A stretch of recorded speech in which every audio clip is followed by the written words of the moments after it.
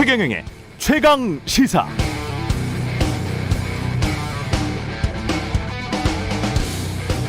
최근 재계에서 이재용 삼성전자 부회장을 사면해서 위기에 처한 반도체 산업을 살리고 반도체를 활용해서 백신도 확보하라고 주장하고 있습니다.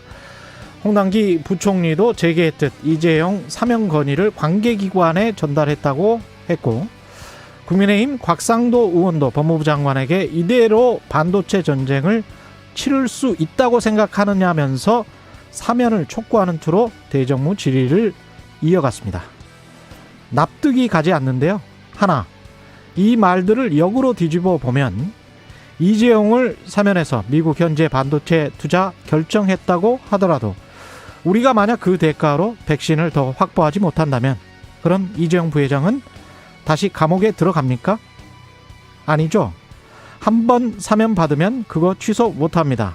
둘, 주식회사 자본주의 제도 하에서 기업에 투자는 이사회와 CEO가 회사 주주들에게 이익이 될지 안 될지 그 여부에 따라서 결정되는 겁니다. 삼성전자가 이재용의 사면을 위해 미국에 투자 결정을 한다? 만약 그런 의사결정을 했다면 그건 명백히 주주들에 대한 배임입니다. 돈 벌기 위해 해야 할 투자라면 이재용 지시가 아니라도 해야 하는 것이고, 하지 말아야 할 투자라면 주주들의 이익을 위해서, 회사를 위해서 하지 말아야 하는 겁니다. 도대체 이 나라가 자본주의 국가이기는 한 겁니까? 셋, 이런 식으로 한 사람을 위해서 이때가 기회다라고 싶으면, 마음대로 법을 능멸할 그런 요량이었다면, 법 앞에 만인의 평등을 내팽개칠 것이라면 그럼 법치나 공정이라는 말을 달고 산 지난 4년은 뭐가 되죠? 전 이해를 못하겠습니다. 이런 논의가 이렇게 당연하다는 듯 진행될 수 있다는 게, 그러면서도 스스로 자본주의, 민주주의, 법치 국가라고 믿고 있다는 것이 믿기지 않는 현실입니다. 마치 이상한 나라의 앨리스가 된 것 같습니다.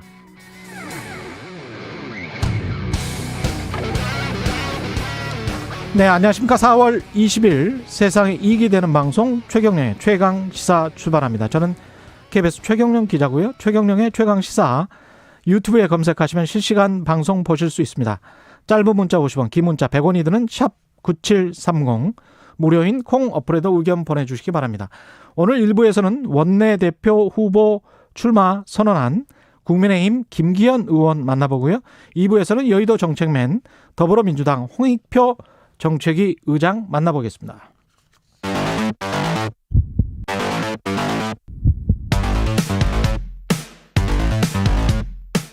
오늘 아침 가장 뜨거운 뉴스 언박싱. 자, 뉴스 언박싱 시작하겠습니다. 민동기 기자, 한겨레신문 하호영 기자 나와 있습니다. 안녕하십니까? 안녕하십니까? 예, 백신과 외교 논의가 활발하게 진행되고 있는 것 같은데 국내에서만 진행돼서 안타깝습니다. 네. 어제 국회 대정부 질문이 있었는데요. 예. 홍남기 이 총리 직무대행이 백신 공급 회사와 추가적인 백신 공급 논의가 지금 거의 마무리 단계에 있다, 이런 얘기를 했습니다. 예. 지금 뭐 백신 공급 회사와 계약 관계가 있지만 양해를 구해서 적절한 시기에 백신 수급에 대해 국민들께 투명하게 설명드릴 기회를 갖는 것이 바람직하다, 이렇게도 얘기를 했는데요. 예. 백신 수급 문제에 대해서 굉장히 좀 요즘 비판적인 의견들이 많이 제기가 되고 있는데, 여기에 대해서 정부를 믿어달라고 했고요. 계약돼 있는 게 착실히 들어온다면 11월 집단 면역 달성에는 문제가 없을 것 같다라고 강조를 했습니다. 착실히 들어온다면, 네. 이 전제 조건이. 가정과 전제가 있는 거니까 네. 사람들이 자꾸 불신을 하는 건데, 네. 야당이 불신하고 국민들이 지금 믿지 못하는 거는, 그거는 저는 당연한 것 같아요. 왜냐하면 현실이 그렇죠. 지금 하루에 뭐 몇천 명도 백신 접종을 못하고 있는 상황인데, 이거 언제 다 할 건가? 11월까지 다 할 수 있나? 이거는 당연히 뭐 의심스러울 수밖에 없는 거 아닙니까? 네, 어제 그 국민의힘 정진석 의원이 한 이야기를 좀 들어보면요. 예. 말씀하셨던 것처럼 국민들은 정부의 이야기를 믿지 않는다라는 것을 이렇게 질타를 하는 내용으로 이야기하면서요. 예. 희망 고문이라는 얘기를 했어요. 예. 지금 하고 있는 이야기가 희망 고문이라는 이야기를 하면서 백신 접종률만 따지면 100건 받기라는 거거든요. 예. 그래서 이 수치로만 되면 6년 4개월을 걸린다고 했는데 심상정 의원도 같은 이야기를 이제 비슷한 이야기를 같은 논조로 한 겁니다. 그러면서 아스트라제네카가 지금 우리나라에서 위탁 생산하고 있는 거지 않습니까? 그래서 그 3천만 명분을 수단과 방법을 가리지 않고 확보해라라는 이야기. 그러니까 적극적인 백신 수급과 접종 정책을 제안을 했는데요. 예. 실제로 이제 홍남기 직무대행 같은 경우에는 6년 걸린다는 이야기를 이건 가짜 뉴스다, 잘못된 뉴스다라고 이제 전제를 하고 예. 이야기를 했습니다. 근데 특히나 이제 홍남기 이 직무대행 같은 경우에는 원래 그 방역과 관련된 전문가는 또 아니지 않습니까? 근데 이야기를 하는 태도를 보면은 아주 단단히 준비한 듯한 이렇게 태도로 단호하게 이야기를 해서 좀 주목을 끌기도 했고요. 뭐 어제 같은 경우에는 그 태도가 예. 뭐 답변할 기회를 달라고 이렇게 적극적으로 굉장히 이례적입니다. 사실은 이런 태도가요. 그리고 질문을 중간에 끊기도 하고 그래서 뭐 어떤 국회의원 같은 경우에는 국회의원 주도권이 갖는 것이 대정부 질문이다 이런 이야기까지 나왔습니다. 그래요? 그 정도로 저는 어떤 측면에서는 이 홍 부총리가 직무대행이죠. 직무대행이 이 방역과 관련돼서는 좀 분명하게 이야기를 하자 작심하고 나온 거 아닌가라는 생각도 좀 들었습니다. 근데 그렇게 말하는 자신감은 좋아 보일지 모르나 아니 이렇게 말을 해야 저는 믿을 수 있을 것 같아요. 가령 계약서의 비공개 원칙이어서 밝힐 수는 없으나 몇 월까지 분명히 들어오는 것으로 뭐 확정됐다. 네, 그렇죠. 뭐 어떤 제약회사와 그래서 어떤 제약회사를 뭐 A사, B사, C사로 밝혀도 상관없고 그렇게 좀 구체적으로 이야기를 해야 사람들이 믿는 거죠. 네.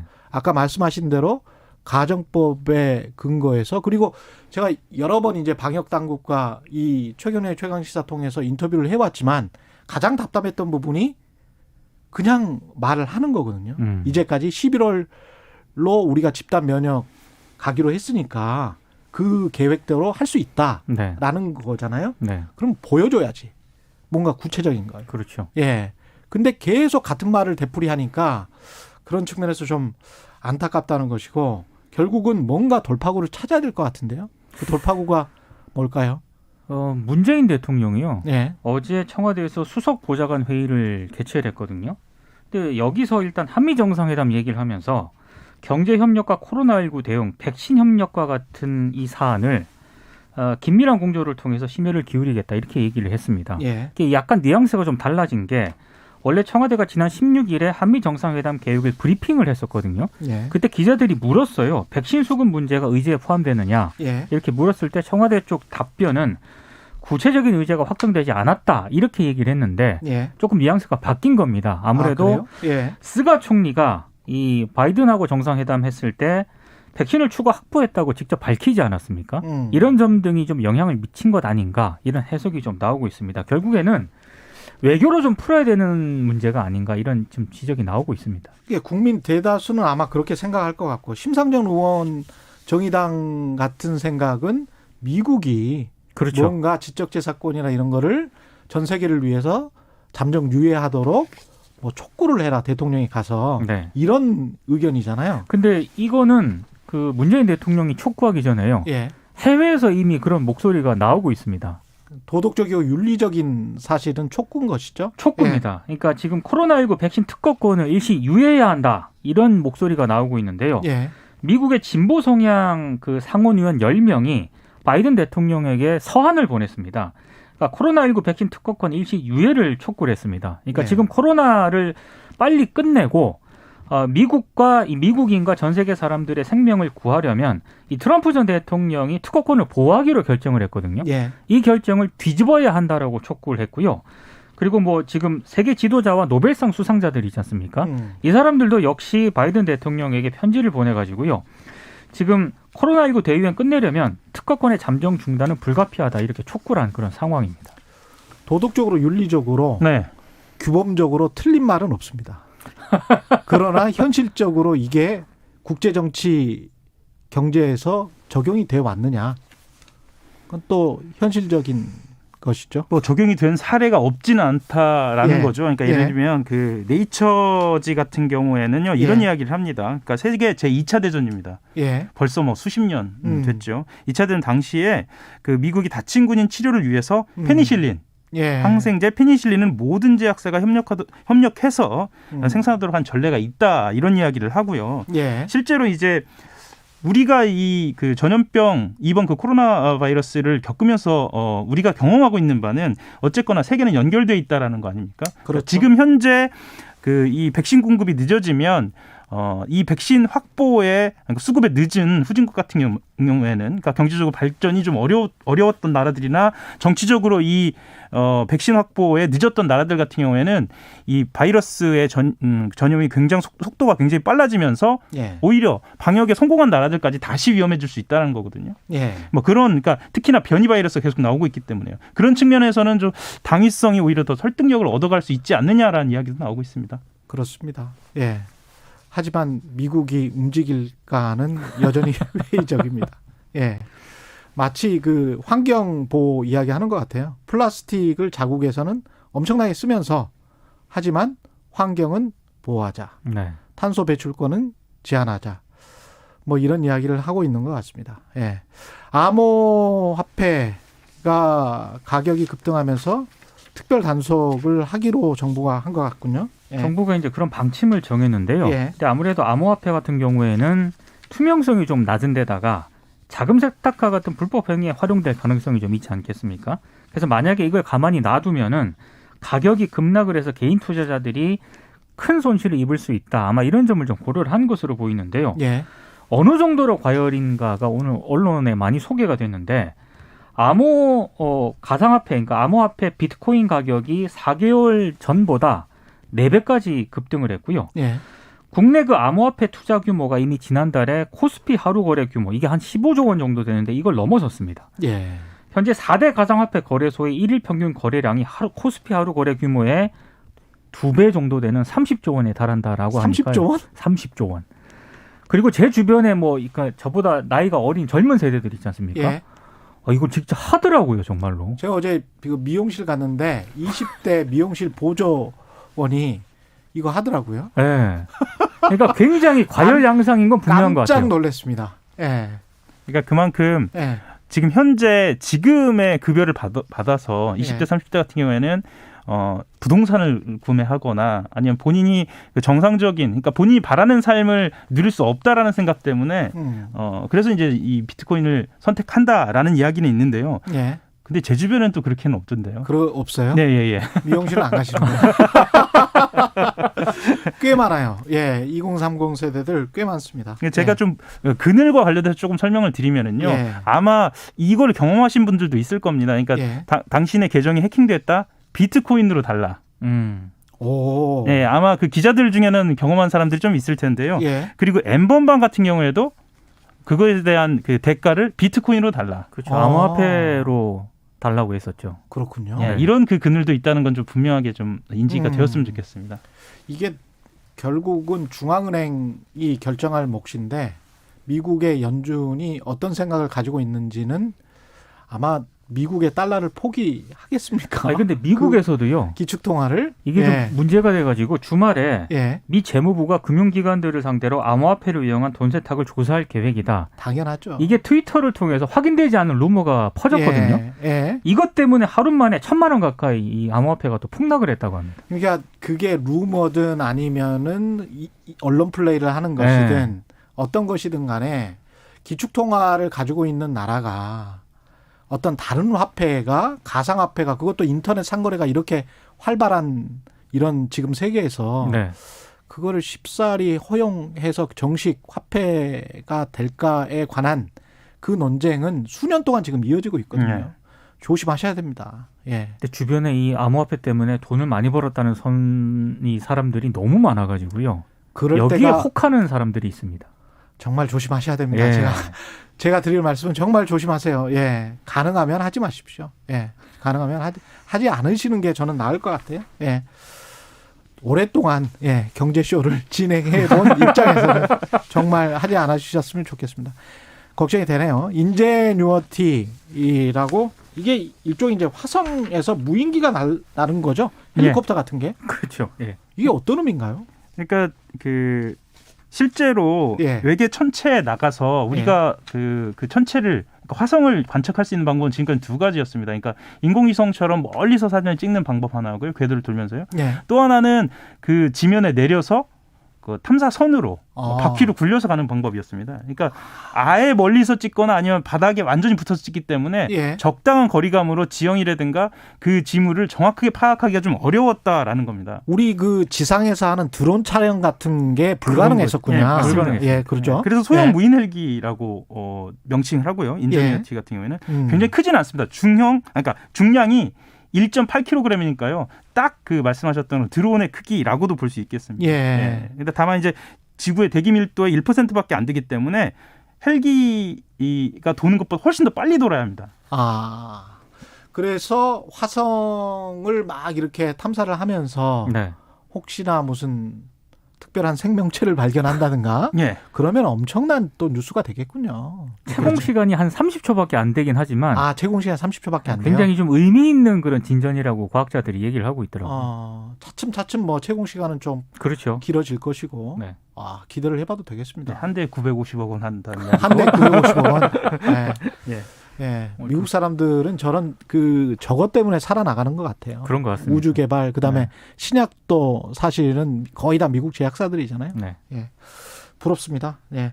뉴스 언박싱 민동기 기자, 한결의 하호영 기자였습니다. 고맙습니다. 고맙습니다. KBS 1라디오 최경영의 최강 시사 듣고 계신 지금 시각 7시 36분입니다.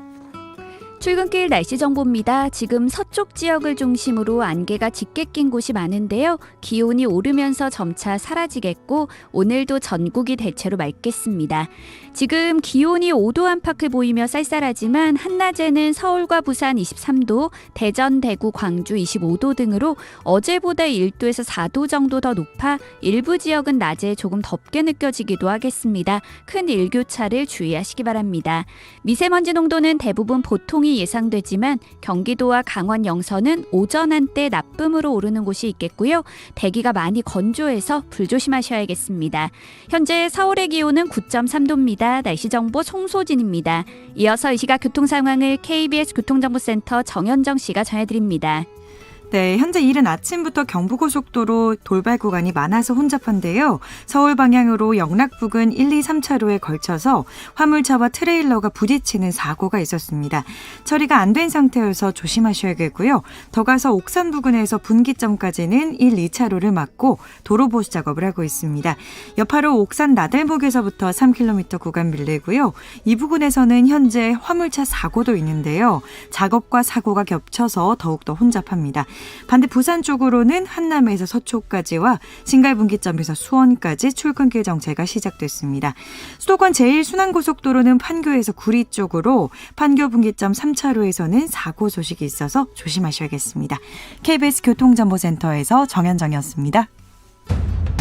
오늘 하루 이슈의 중심.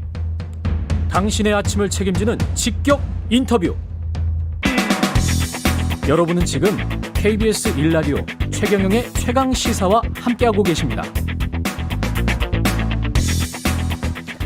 네, 국민의힘 원내대표 경선이 본격화됐습니다. 어제 김기현 의원이 기자회견을 갖고 싸울 땐 단호하게, 우회할 땐 슬기롭고 지혜롭게 돌아갈 줄 아는 지략형 야전 사령관으로 원내 투쟁을 이끌겠다 이러면서 원내대표 출마 선언을 했습니다. 김기현 의원 연결돼 있습니다. 안녕하십니까? 네, 반갑습니다. 김기현입니다. 예, 의원님 반갑습니다. 당 지도부 경선에 나서게 된 계기가 있을까요? 예, 그 문재인 정권 4년 동안 대한민국의 법치주의도 파괴되고 헌정도 유린되고 상식이 완전히 실종되어 버린 불공정이 만연된 나라가 되었습니다. 그래서 예. 다시 한번 법치주의와 그리고 대한민국의 민주주의 질서가 회복되는 그런 상식적인 나라, 정상국가를 만들기 위해서 제가 해야 될 역할이 있겠다 그런 생각을 하고요. 예. 특히 내년에 대통령 선거가 있는데 저는 그동안 국회의원으로 활동하면서 두 번에 걸친 대통령 선거를 국회의원 자리에 있으면서 치렀습니다. 예. 한 번은 노무현 대통령에서 이명박 대통령으로 바뀔 때고 그 후에 다시 박근혜 대통령이 당선될 때인데 특히 그중에서 두 번째 선거 이 박근혜 대통령이 당선될 때는 제가 우리 당의 그 원내 수석 부대표를 맡아 있으면서 대통령 선거를 국회 내에서 실무적으로 총괄 지휘했던 경험이 있기 때문에 그 경험을 살려서 내년 대선에서 꼭 이길 수 있도록 우리 당을 이끌어가겠다. 그런 그 각오를 가지고 이번 지도부 경선에 나섰습니다. 예, 출마 선언문에 현 정권의 집요한 핍박과 불법적인 공격에도 저는 조금도 굴하지 않고 혈혈단신으로 맞서 싸워 마침내 이기고 도리어 이 정권의 핵심 인물들을 법정에 세운 강당과 배심이 있다. 이렇게 말씀하시면서 대여 투쟁에 관한 어떤 상징성을 강조를 하신 거죠? 예, 그렇습니다. 사실 문재인 정권이 많은 실정들이 있지만 그중 대표적으로 꼽히는 것이 울산시장 선거 그 공작 사건 아니겠습니까? 그 네. 사건의 경우에는 대통령의 30년 직위를 당선시키기 위해서 청와대 8개 부서가 나서고 그리고 경찰까지 그리고 행정부처 장관까지 나서서 민주주의의 꽃이라고 하는 선거를 짓밟았다. 공작 수사를 하고 하명 수사를 하고 하면서 온갖 불법을 저질렀다고 하는 것이 그 내용인데 그 사태를 저는 사실 그때는 제가 국회의원도 아닌 신분이었기 때문에 예. 혼자서 맞서 싸웠고 결국 문재인 정권이 저희 흠집을 발견할 수가 없었기 때문에 제가 결국은 이겼고 거꾸로 이 문재인 정권이 그 오만한 행위를 했던 사람들이 지금 13명이 기소가 되어 있고 최근에 또 한 명이 더 기소가 되어서 총 14명이 기소가 되어 있습니다. 이처럼 저는 현 정권의 그런 핍박에도 맞서 싸워 이긴 그런 강단이 있고 또 그 과정에서 저희 정치 인생에 있어서의 도덕성이 검증받았다고 생각하기 때문에 이런 점들에 대해서 제가 앞장서서 이 정권의 포악성 그리고 불법성을 온몸으로 증언하겠다라는 각오를 가지고 원내 지도부로 제가 진입하려고 하는 것입니다. 예. 출마 선언문에 또 보면 당내 반목과 분열의 책임에서 자유로운 제가 통합형 서번트 리더십으로 국민의 힘을 중심축으로 한 야권 통합의 사명을 이뤄내겠다. 이 부분에서 굉장히 많은 질문이 나올 것 같은데요. 당내 반목과 분열의 책임, 이거는 과거형입니까? 현재형입니까? 과거에 그런 사례들을 저희들이 조금 많이 반복해 와서 그것 때문에 국민들로부터 결국 외면을 당했죠. 친박, 친이 이렇게 나눠지기도 하고 예. 친박, 비박으로 나눠지기도 하면서 계파 투쟁도 있었고 때로는 줄 비줄이끼리도 싸움이 있었고 그것이 내부 분쟁으로 이어지고 탄핵 문제를 둘러싸고서도 분당까지 되는 그런 아픔을 겪으면서 그런 찬반 논쟁 때문에 오랫동안 저희들이 고통을 겪어왔고 그로 인해서 국민들로부터 심판을 받아서 저희들이 4번에 걸쳐서 연속 큰 선거에서 패배를 했는데요. 예. 이제 저는 그런 과정에 있어서 이렇게 어느 특정 계파에 속해 있지 않고 비교적 중립적 위치에서 저희 나름의 소신과 철학에서 정치 활동을 해왔고 탄핵 문제가 생겼을 때도 저는 울산시장으로 가 있었기 때문에 그 찬반 논란에서부터 좀 회피해 있는 벗어나 있는 자유로운 입장이기 때문에 우리 당 전체를 우리 당 내부를 결속하고 아울러서 우리 당을 지지하는 외부의 세력들도 함께 연대해 나갈 뿐만 아니라 중도 우파 또 중도 좌파까지 더 확장해서 포용해 나가 있는 우리 당의 입장에서 보면 제가 가장 적합한 그런 원내대표일 것이다. 특정 세력으로부터 비토가 없기 때문에 예. 그런 면에서 야권 통합과 후보 단일화의 과정에 있어서 제가 역할을 가장 잘할 수 있는 적임자다. 그런 생각을 합니다.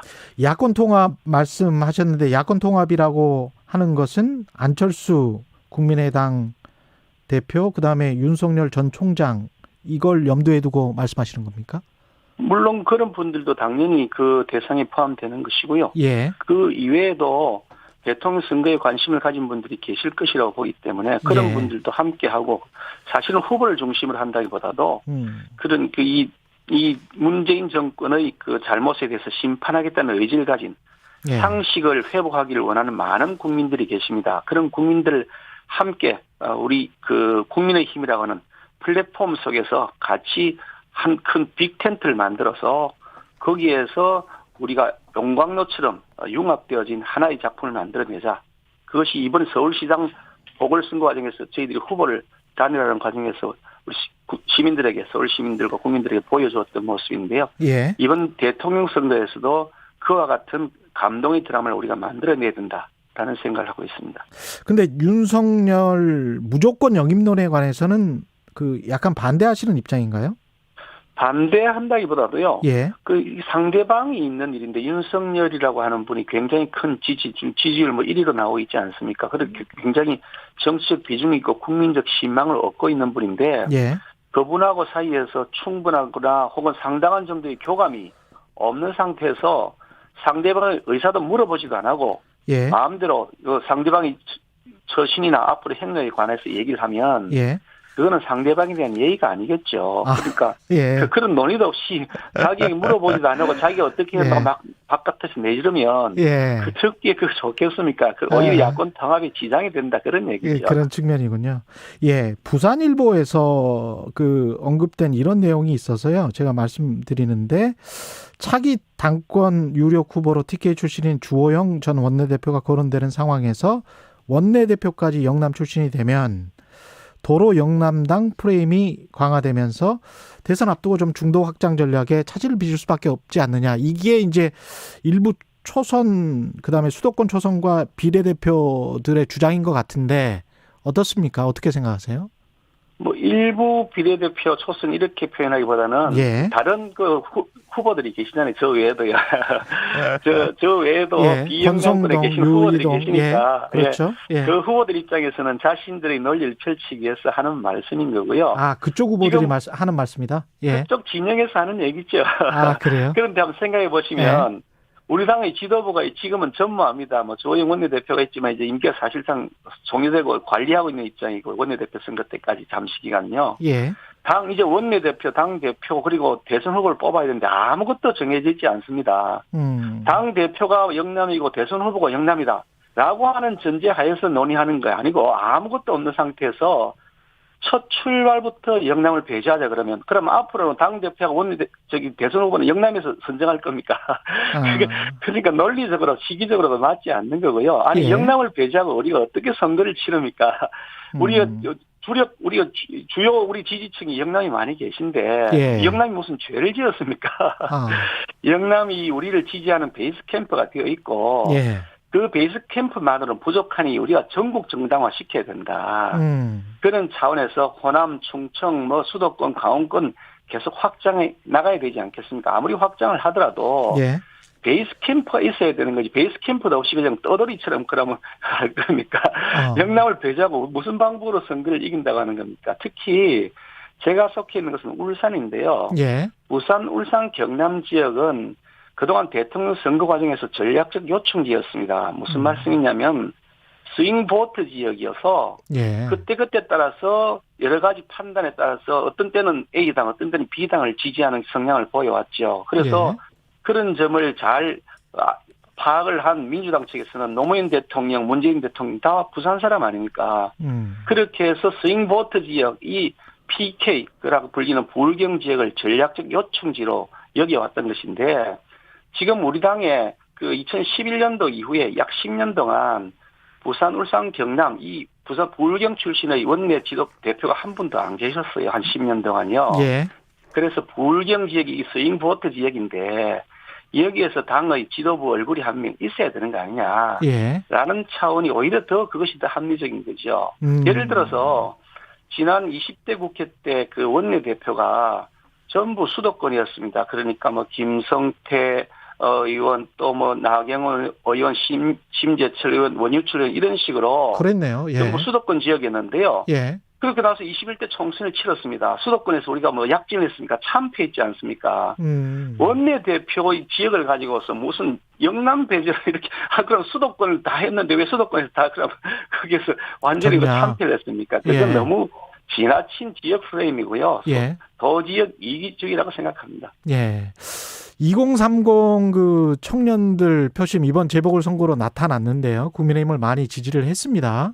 근데 이제 이번 원내대표 선거에서도 그런 젊은 당원들을 잡기 위한 전략도 필요하죠.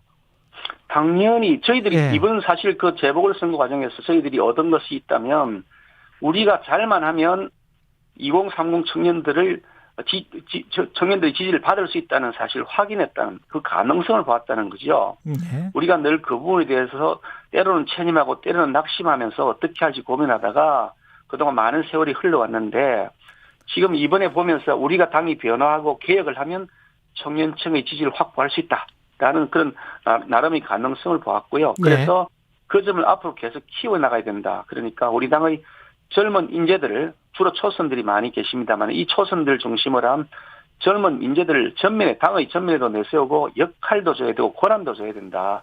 필요하면 인력도 거기에서 배치하고 이 당내 당으로 청년당이 있습니다. 근데 이 청년당의 위상과 활동을 더 강화할 수 있도록 된다. 우리 당은 당기 정비도 필요하고 예산도 지원해야 되지 않을까 그런 생각을 하고 있습니다. 원내대표가 되시면 그 당장 원구성 재협상 문제가 가장 큰 이슈가 될 텐데 법사위원장을 지난번에 하경태 의원도 하태경 의원도 가져와야 된다 그런 이야기를 했는데 어떻게 보십니까 이 문제는?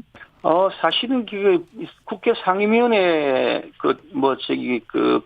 배정 문제와 특히 법사위원장의 야당 배정 문제는 상식의 회복 차원에서 봐야 되는 겁니다. 우리가 뭘 달라고 요구하는 차원이 아니고 당연히 그렇게 돼야 되는 일인 겁니다. 원래 그게 국회의 협상의 원구성에 있어서의 그 상임위 배정의 룰이었고 그게 DJ 그러니까 민주당이 그 자신들이 대부라고 여기는 김대중 대통령이 야당 총재 시절에 요구해서 민주주의 원리에 따라서 의석 비율에 맞춰서 상임위원장 자리를 배분했던 거거든요. 근데 그걸 다 빼앗아간 겁니다. 쉽게 말하면 강도질에 간 거죠. 아니 도둑질을 해가고 강도질에 간 것을 가지고 있는 건데 그렇게 작물을 가지고 있으면서 이걸 어차피 내가 강도질했으니 내 거다.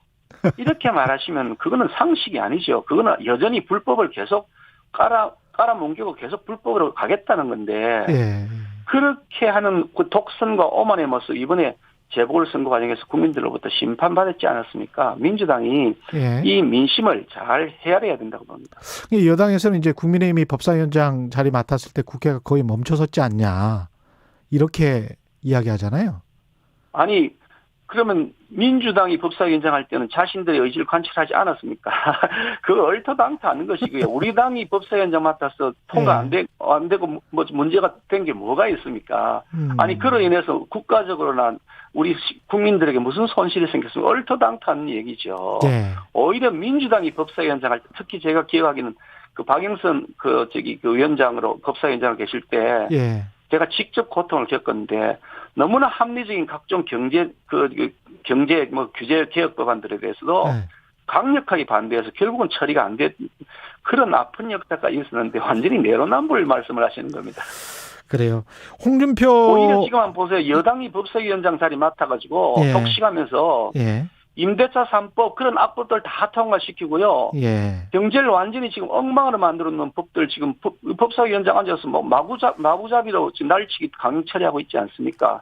그것이 바로 문제가 되는 거지 오히려요. 그런 말씀이시고요.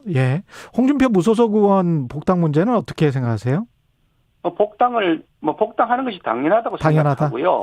다만 이게 단순한 홍준표 의원의 복당이 문제가 아니고 전체 야권 심지어 우리 당에 대해서 그동안 계속 반대 입장에 있었던 사람마저도 우리가 함께 끌어안고 가자. 안철수 대표 같은 경우가 그런 대표적 예 아니겠습니까? 그렇게 끌어안고 가자는 마당이기 때문에 단순하게 홍준표 의원의 복당 문제만 가지고 논란을 벌이는 것이 조금 어색해 보이고요. 이런 복당 문제는 최대한 우리가 시너지 효과를 낼 수 있는 때를 잘 선택해서 빨리 하나로 돼야 된다 그렇게 생각합니다. 그 보수 진영에서 다시 거론되고 있는 박근혜 이명박 전 대통령에 대한 사면 이거는 어떻게 생각하십니까? 그 박근혜 이명박 전 대통령에 대한 사면의 문제는 어떤 개인의 문제나 정당의 문제가 아니고요. 그것은 국격에 관한 문제죠. 대한민국 전직 대통령이 대통령 직만 마치면 감옥에 가고 심지어 스스로 그 극단의 선택을 하게 하고 이게 나라의 국격이 뭐가 되겠습니까? 다른 나라에서 볼 때 대한민국을 뭘로 보겠습니까? 그러니까 대통령이 재임시에 잘잘못이 다 있겠죠. 어느 나라 대통령이든 전부 잘한 것만 어디 있겠습니까? 그런 차원에서 대한민국의 국격을 회복한다는 차원에서 이 문제가 해결되어야 되는 것이고요. 문재인 대통령도 이제 임기 말기인데 이렇게 법적으로 다 따지고 든다면 과연 문재인 대통령이 정말 깨끗한지 나중에 검증받을 때 자신 있으시겠습니까? 그래서 나라의 모습을, 나라의 위신을 전 세계에 부끄럽게 만들었어야 되겠습니까? 지금 마지막에 하신 말씀은 문재인 대통령에 대한 경고로 제가 들리는데요. 뭐 경고라기보다도 예. 그와 같은 모습으로 계속해서 반복되는 악순환 예. 이제 고리를 좀 끊어야 되지 않겠냐는 얘기입니다. 예, 마지막으로요. 한 30초 남았는데 김종인 전 비상대책위원장이 국민의힘을 향해 아사리판이라고 하는 등 이제 비판 수위를 높이고 있는데 이런 발언들, 최근의 발언들은 어떻게 보십니까? 우리 그 국민의힘이 예. 좀 더 그 중심축을 잘 세워서 예. 다강하고 그 힘을 바탕으로 야권의 통합을 이끌어가는 중심 역할을 해야 된다라고 하는 애정이 담긴 것이지 무슨 애정이다. 그에 예. 대해서 뭐 다른 의견이 있는 것이 아니라고 저는 이해하고 있습니다. 예, 오늘 말씀 감사하고요. 국민의힘 김기현 의원이었습니다. 고맙습니다. 감사합니다. KBS 1라디오 최경영의 최강시사 1부는 여기까지고요. 잠시 후 2부에서는 여의도 정책맨 더불어민주당 홍익표 정책위 의장 만나봅니다.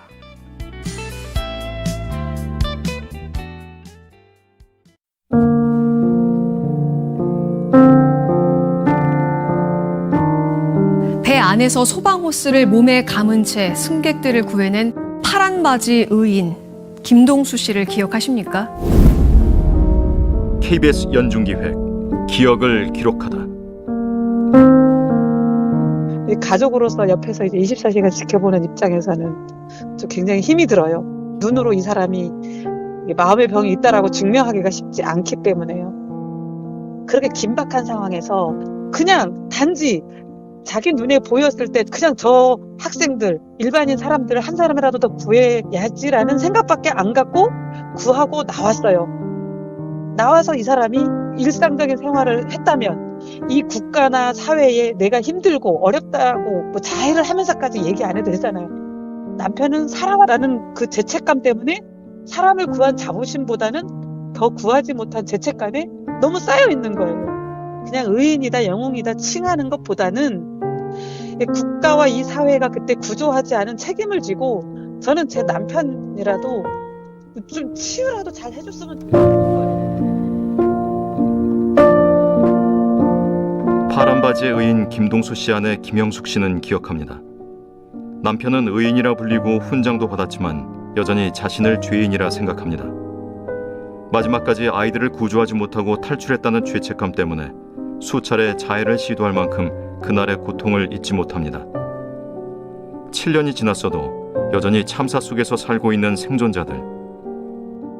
그들이 삶의 끈을 놓지 않도록 우리 모두의 관심이 필요합니다. 당신과 대한민국의 기억, KBS가 기록합니다.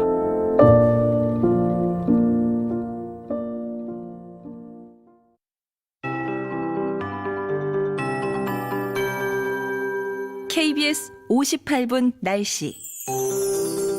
오늘은 봄의 마지막 절기 고구입니다. 절기에 맞춰 오늘 일부 지역은 초여름만큼 기온이 오르겠는데요.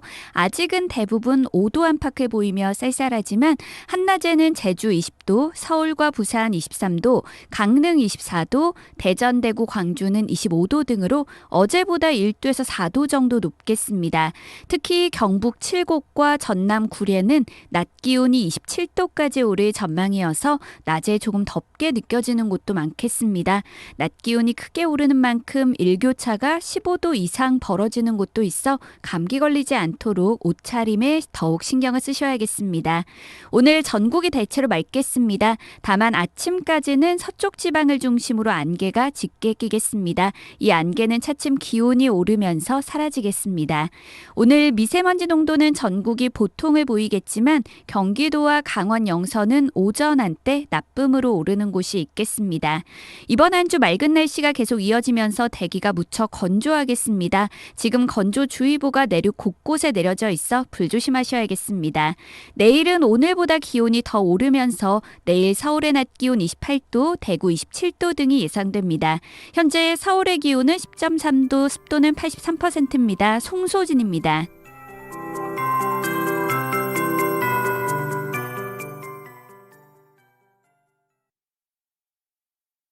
정성을 다하는 국민의 방송 KBS가 8시를 알려드립니다. AM 711kHz, FM 97.3MHz, KBS 1라디오입니다. HLKA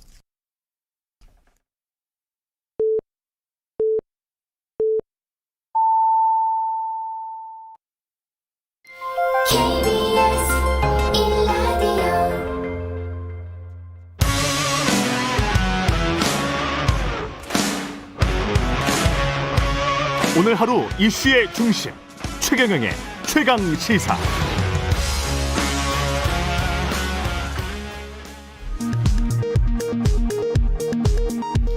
라디오 정보센터 뉴스입니다. 국회는 오늘 오후 본회의를 열어 경제 분야 대정부 질문을 합니다. 대정부 질문 이틀째인 이날 여야는 부동산 정책, 코로나19 피해 지원 사업 등을 두고 공방을 벌일 것으로 예상됩니다. 사법행정권을 남용해 재판에 개입한 혐의로 기소돼 1심에서 무죄를 선고받고 탄핵 소추된 임성근 전 부장판사의 항소심 재판이 오늘 재개됩니다. 정치권에서 촉발한 여성 징병제 논의가 사회적인 화두로 다시 떠오르는 가운데 여성계는 대체로 여성 징병제 논의 자체에 대해서는 필요하다는 입장을 보였습니다. 정은경 중앙방역대책본부장은 어제 브리핑에서 코로나19 영국 변이 바이러스의 지역 내 전파가 확산하고 있고 특히 경남 지역과 경기도 일부 지역에서 보고되고 있다며 이런 변이 바이러스에 대한 차단이 굉장히 중요한 과제라고 강조했습니다. 유럽의약품청이 현지 시간 오늘 미국 존슨앤드존슨의 제약부문 계열사 얀센의 신종 코로나 바이러스 감염증 백신과 관련한 안전성위원회의 평가 결과를 발표합니다. 지금까지 라디오 정보센터 뉴스 아나운서 장수연이었습니다.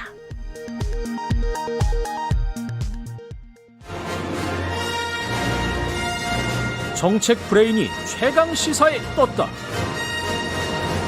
여의도 정책맨. 네, 매주 화요일 여당 최고의 정책 브레인 더불어민주당 홍익표 정책위 의장 모시고 전국의 뜨거운 현안과 정책에 대한 여당의 고민 들어보는 시간입니다. 여의도 정책맨, 오늘도 더불어민주당 홍익표 정책위 의장 나오셨습니다. 안녕하십니까? 네, 안녕하세요. 예, 최경영의 최강시사 유튜브에 검색하시면 실시간 방송 보실 수 있습니다. 스마트폰 콩으로 보내시면 무료고요. 문자 참여는 짧은 문자 50원, 긴 문자 100원이 드는 샵 9730 무료인 콩 어플에도 의견 보내주시기 바랍니다.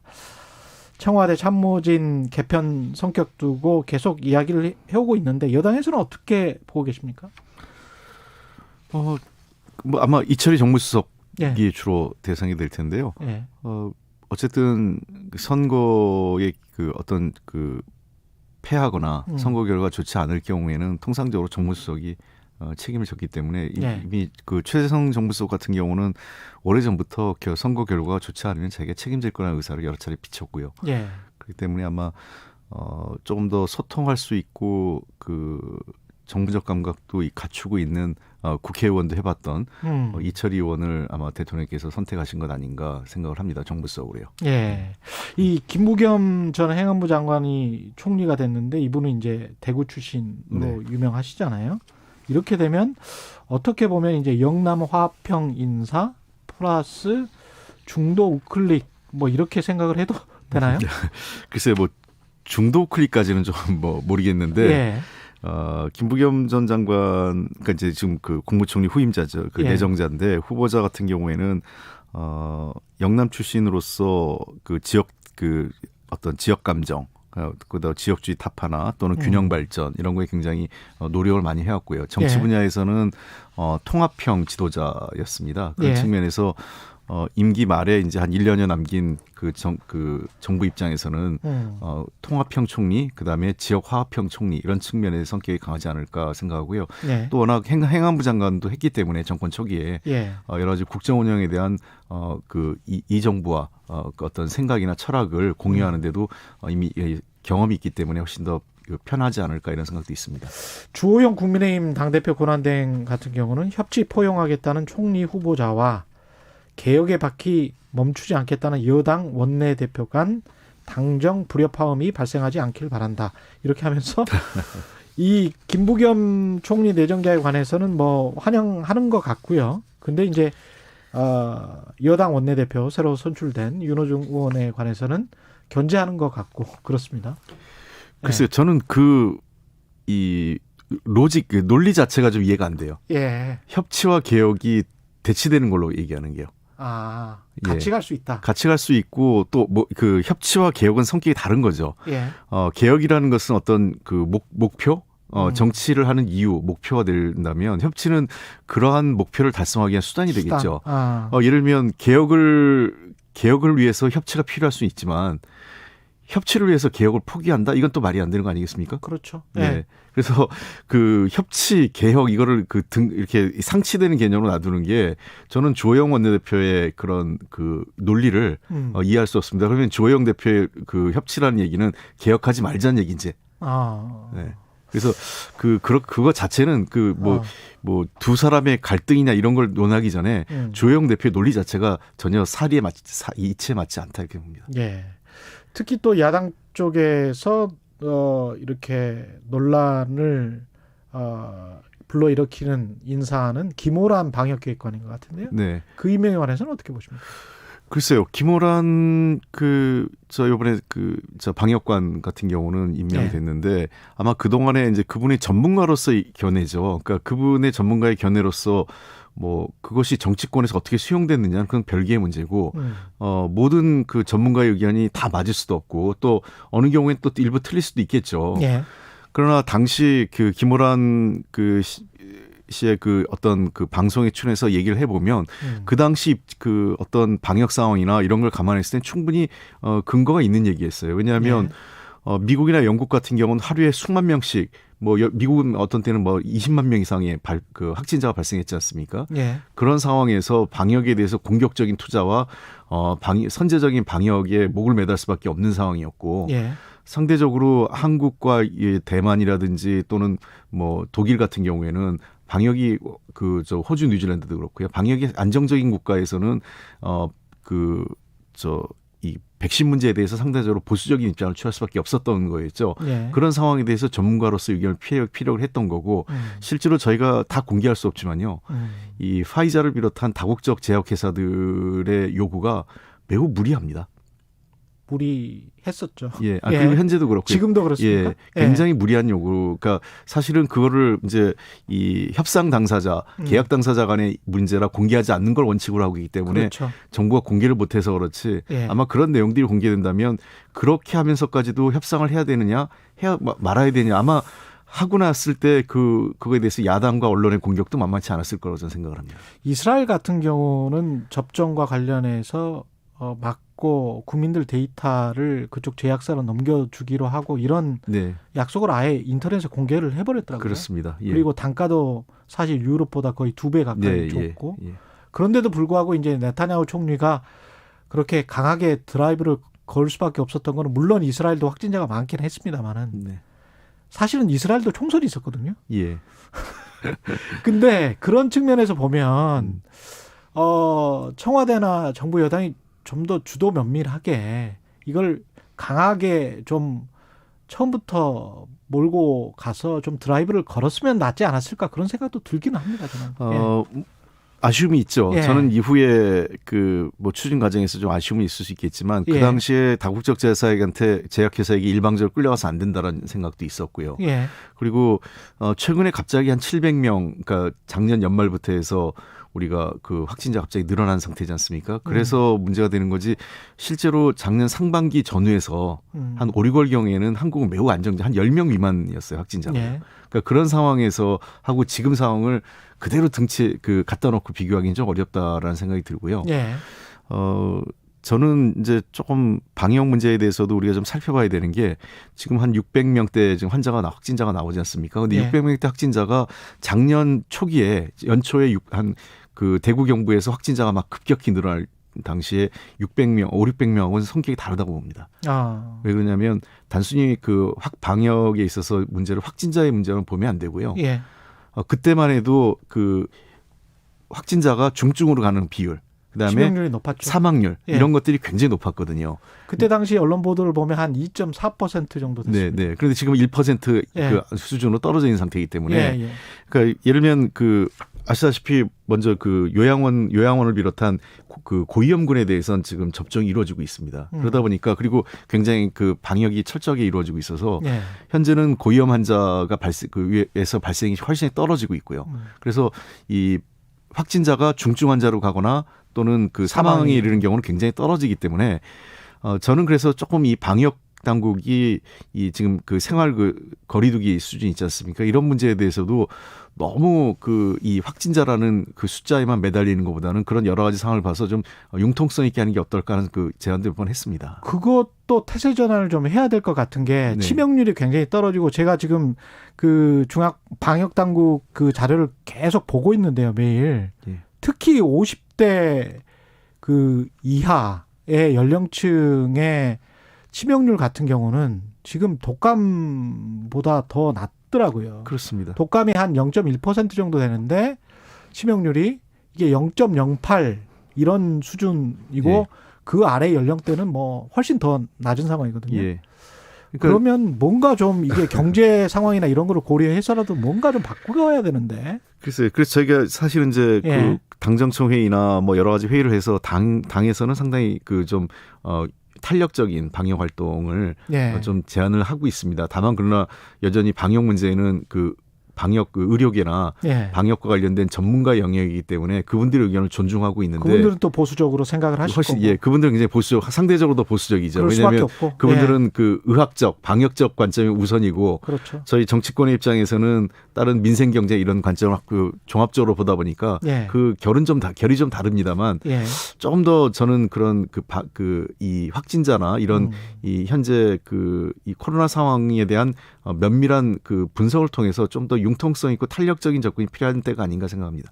원내대표가 윤호중 의원이 되셨기 때문에 당대표 같은 경우는 뭔가 좀 뭐랄까요? 윤호중 의원과는 좀 색깔이 다른 이른바 언론에서 이야기하는 비문 계열 이쪽 분이 돼야 뭔가 이제 그 구색 쇄신의 이미지 이게 맞는 게 아닌가 이런 지적들이 많이 나오고 있거든요. 어떻게 생각하세요? 글쎄요. 저는 지금 자꾸 당내에서 비문, 친문 이런 얘기를 하는 것 자체가 당 안팎에서요. 도리어 당 내에서는 별로 그런 거 의식을 하지 않습니다. 제가 보기에는 홍영표 대표 후보, 그다음에 우원식 후보, 송영길 후보 이 세 분 중에 도대체 누가 비문이고 누가 반문인지 모르겠어요. 친문인지도. 그러니까 홍영표 대표나 우원식 대표 같은 경우는 이미 20대 국회 때 원내대표라면서 성공적으로 그 정부 여당과의 호흡을 잘 맞췄던 분이고 송영길 후보 같은 경우도 그 정권 초기에 동북아 위원장 들어가셨지 않습니까? 여러 가지 청와대하고도 호흡을 맞췄고 오랫동안 문재인 대통령하고도 정치를 함께했던 사람이기 때문에 저는 그런 걸로 나눌 필요는 없고 다만 각각의 좀 특장점들이 있는 사람들이다 이렇게 보면 될 것 같습니다. 특장점이 있다. 왜냐하면 말씀하신 대로 이 우원식 후보 같은 경우는 훨씬 민생 쪽에 올지로 위원장을 하셨기 때문에요. 강점이 있는 거고 그다음에 홍영표 후보 같은 경우에는 본인이 훨씬 더 그 당의 단결과 그 개혁 쪽에 초점이 맞춰 있고요. 그다음에 송영길 후보 같은 경우는 아무래도 상대적으로 젊고 그래서 젊은 지도자 그다음에 통합형 지도자를 지금 내세우고 계신 거거든요. 그런 측면에서 저는 어느 선택이든 우리 당으로서는 나쁘지 않다 이렇게 보고 있습니다. 근데 송영길 의원 같은 경우는 이제 LTI, DTI를 90%를 확 풀자. 무주택자 청년 세대들에게 이 이야기 같은 경우는 좀 무리한 거 아니냐 이런 비판도 있거든요. 왜냐하면 부동산 가격 급등을 다시 시킬 수 있다. 어떻게 생각하세요? 지금 부동산 가격이 좀 들썩들썩하죠. 소위 오세훈발 재건축 폭풍이란 말까지 나오는데 그래서 도리어 오세훈 시장이 규제 완화가 아니라 규제를 더 강화하고 있는 이제 역선택을 하고 계신데 저는 이제 그 문제는 정치권에서의 공감대는 있습니다. 그러니까 정부도 그렇고 어느 정도는 장기 무주택자와 청년 세대, 그러니까 최초 구입자죠. 신혼부부 세대 등을 대상으로 해서는 LTV와 DTI를 조금 더 다소 유연하게 해주자는 거에서 공감대가 있는데 다만 그 수준 어디까지 하느냐는 좀 금융당국의 판단에 좀 맡기는 게 좋을 것 같습니다. 금융당국도 완화의 공감대는 있지만 90%가 적당할지 그건 DSR 그러니까 그 부채 상환 능력을 좀 평가해가면서 해야 되기 때문에 한 70%가 좋을지 90%가 좋을지 90%도 감당이 가능한지 등등을 저는 금융당국이 판단해서 지금보다는 좀 상향하는 쪽으로 간다 이렇게 보면 될 것 같습니다. 그래서 너무 무리하게 DSR을 그러니까 부채 상환 능력을 고려하지 않은 채 네. 너무 빚내서 집 사라 하는 메시지를 정치권에서 주는 것도 네. 바람직하진 않기 때문에 예. 어느 수준이 적정한지에 대한 좀 더 주도 면밀한 시장에 대한 점검이 필요하지 않을까 생각합니다. DSR이라는 걸 주택대출뿐만이 아니고 전체 대출과 예, 본인의 소득. 그렇죠. 그러니까 일종의 가계대출 상환 능력으로 보시면 됩니다. 그렇죠. 네. 예, 그걸 비교를 하는 지표입니다. 이 관련해서 그 종합부동산세 전면 재검토할 것이다. 그러니까 어떻게 보면 이런 시그널이 또 부동산 가격 앙등을 시킬 수 있는 그런 시그널이거든요. 근데 이제 네. 선거에 지고 나니까 그러면 종부세라도 어떤 1가구 1주택자들에게 어떤 혜택을 좀 그러면 좀 면세를 좀 해줄까 이런 이야기잖아요. 네. 이 논의는 바람직한 겁니까? 그 다소 이제 종부세가 그 초기에 설계했을 때보다는 초기에는 예. 이제 초고가 주택, 또 부자들에 대한 일종의 부유세 개념으로 도입됐는데 예. 그거보다는 좀 너무 확대됐다. 이게 왜냐하면 집값이 상승하면서 예, 그러니까 예를 들면 이제 우리 같은 경우에는 외국하고 달라서 자산의 규모 그 비중이 굉장히 비정상적이에요. 그렇죠. 그러니까 부동산, 그러니까 소위 그 주택이나 토지가 그 한 70% 이상 그 그렇습니다. 전체 자산을 예. 차지하고 있기 때문에 이제 이런 얘기가 볼멘 소리가 나오는 거죠. 뭐 내가 집 한 채 가지고 있었는데 갑자기 집이 상승하면서 종부세 들어가니까 샐러리맨 같은 경우 내 한 달치 월급이 세금으로 나가게 된다. 그렇죠. 예, 예. 이런 이제 어려움을 호소를 하는 거죠. 예. 그래서 그런 경우에 대해서 지금 그러니까 이 종부세에 대한 개념을 어떻게 할 거냐 하는 논쟁은 좀 저희가 사회적 그 공론화를 해야 될 거라고 생각을 하는데 예. 그러나 지난번에도 제가 여러 차례 얘기하지만 이것이 공정과세에 대한 틀을 허물어서는 안 된다라는 생각을 네. 하고 어느 수준이 과연 공정과세인지 그리고 두 번째 또 잘못해서 이게 또 부동산 투기를 다시 투자나 투기를 이제 굉장히 애매한데 투기와 예. 투자가 예. 이것을 부추기는 또 그 역효과도 발생할 수 있기 때문에 예. 제가 여러 차례 얘기했지만 이런 부동산 정책은 6월달에 양도 그 과세에 대한 우리 저 다주택자 고가주택에 대한 이 중과세가 지금 실시되지 않습니까? 예. 그런 상황을 보면서 저희가 좀 면밀하게 판단해야 될 문제라고 생각을 합니다. 그 국민의힘 소속 오세훈 서울시장 비롯해서요. 국민의힘 소속 5개 광역 자치단체장들이 모여서 올해 공시가격 동결하고 정부가 갖고 있는 공시가격 결정권도 지자체에 그냥 넘겨라. 이렇게 지금 이야기하고 있잖아요. 이제 관련해서 아마 이제 보유세 너무 과하다 이런 거를 지자체장들이 좀 들어주고 싶다 이런 이야기인 것 같은데 예. 어떻게 생각하십니까? 글쎄요, 저는 뭐 다른 것들은 뭐 예를 들면 이제 재산세가 너무 급격히 올랐다. 저는 예. 세금을 걷는 것, 공정하게 걷는 것도 중요하지만 너무 과하게 급격하게 세금이 오르고 내리고 하는 건 문제가 있기 때문에 예.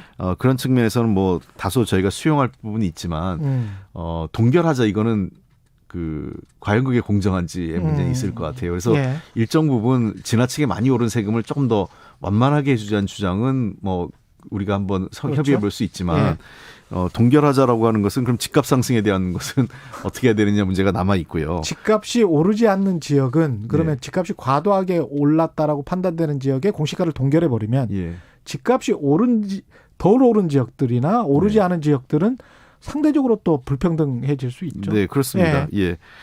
그게 과연 공정하냐의 문제가 제기되고 그다음에 그렇죠. 지방 정부에게 이걸 권한을 넘기자라고 하는데 예. 이것은 우리가 이제 조세 법률주의라고 하는 게 있어요. 예. 그러니까 그 세금은 법률에 근거해서 부과하게 돼 있기 때문에 지금 현재 우리나라에서 지방자치단체에는 입법권이 없습니다. 예. 조례권만 있죠. 예. 그래서 그 우리나라 법 체계에 맞지 않고요. 두 번째 지방 정부가 한다고 했을 때 예컨대 포퓰리즘이 생겼을 때 어떻게 하냐는 겁니다. 세금 포퓰리즘이요. 예를 들면 자기의 당선을 위해서 세금을 깎아주겠다. 예를 들면 잘 사는 자치구는 괜찮습니다. 예. 예를 들면 소위 강남 3구 같은 경우에는 한 반으로 깎아줘도 세금이 많이 거칠 거예요. 다른 데보다는. 예? 그러나 예. 그렇지 않은 데는 그러면 이제 강남구는 뭐 예를 들면 깎아줬는데 거기는 뭐 재산세를 5% 받는데 예. 왜 우리는 10% 받느냐는 다른 강북 지역에 불만이 생길 수 있고요. 당연히 그렇게 여기는 10% 예. 받아도 예. 여기 5% 받는 거에 턱없이 부족한 상황이거든요. 그러면 이 지방세이기 때문에 이 지방세가 상당한 이제 부작용을 줍니다. 그래서 지금 현재도 지방세를 갖고 잘 사는 구에서 예를 들면 이 서울 시내에서도 그 괜찮은 구에서 돈을 받아서 좀 어려운 구에 좀 나눠주고 하는 거거든요. 예. 일종의 이제 이 조정을 해주는, 그러니까 격차를 좀 조정해주는 건데 그것을 하기가 굉장히 어려워집니다. 저는 어떤 소위 강남 3구나 뭐 이런 구의 기초 구청장이 요구할 수 있지만 예. 서울시장이 그걸 하는 것은 그러면 어려운 지역에 대한 그 균형 개방은 어떻게 할 건지 모르겠어요. 그거를 다른 그 재원을 어디서 마련할지가 예. 저는 서울시장으로서는 굉장히 좀 무책임한 입장 아닌가 생각합니다. 예. 오늘 말씀 여기까지 들어야 되겠습니다. 예, 말씀 감사하고요. 여의도 정책맨 더불어민주당 홍익표 정책위 의장이었습니다. 고맙습니다. 예, 감사합니다. 예. 공정, 공익, 그리고 균형. 한 발짝 더 들어간다. 세상에 이익이 되는 방송. 최경영의 최강시사.